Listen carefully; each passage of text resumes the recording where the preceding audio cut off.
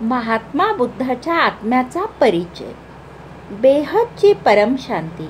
आज आपण गौतम बुद्धाबद्दल बेहदच्या बापूजींकडून अधिक माहिती जाणून घेऊया. बेहदचे बापूजी म्हणतात, परमशांती.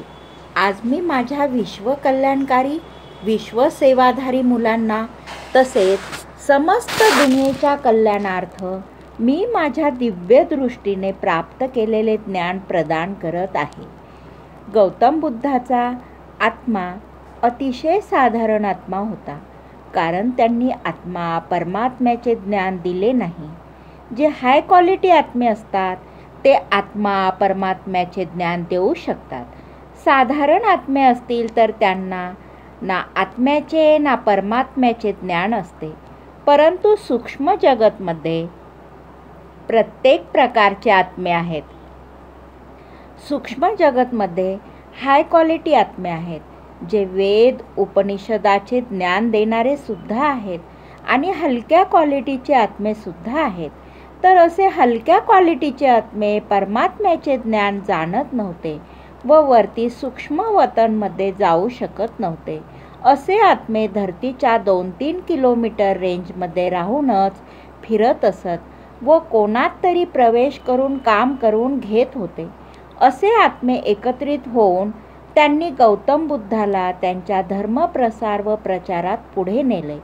तसेच गौतम बुद्धांनी अतिशय सरळ गोष्ट सांगितली, सत्य बोला व अहिंसा.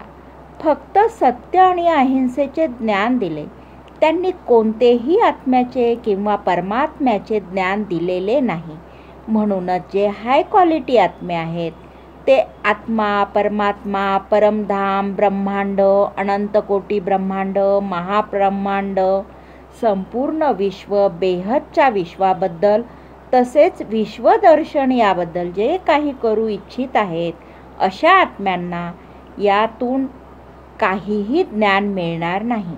फक्त सत्य बोला, अहिंसा, अपरिग्रह याच गोष्टी येथे सांगितलेल्या आहेत.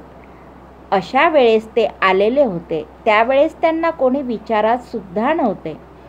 आजपासून जवळपास 2500 वर्ष पहिले गौतम बुद्ध होऊन गेले, जे राजाच्या घरात जन्मास आले व आपली पत्नी व आपल्या एका छोट्या बाळाला अर्ध्या रात्री सोडून पळून गेले.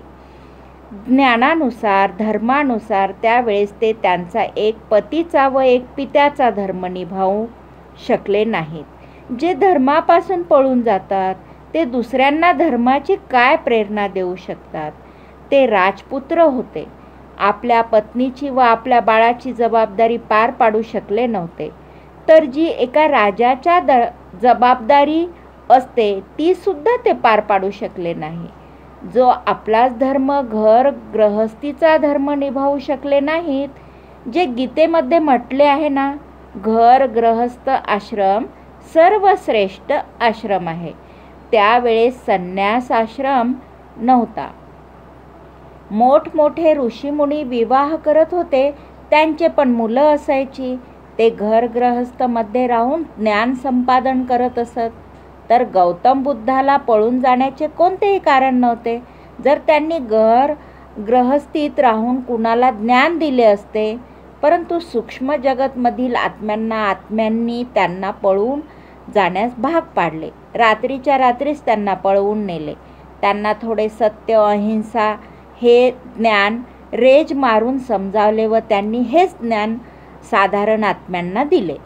त्यावेळेस त्यांचे जे शिष्य असायचे ते साधारण आत्मे होते. परंतु हळूहळू या साधारण आत्म्यांची संख्या खूप वाढत गेली.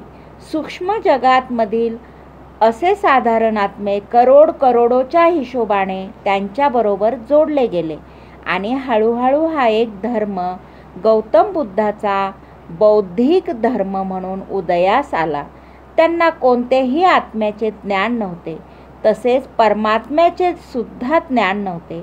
हे मी कित्येक वेळा सांगितलेले आहे. त्यास तर मी नास्तिक धर्म असे म्हणतो आणि हिंदू शास्त्रानुसार सुद्धा त्याला नास्तिक धर्मच म्हटलेले आहे. त्यामुळे याबद्दल जास्त काय बोलणार. परमशांती.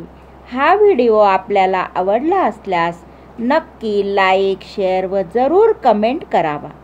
बेहदची परम शांती.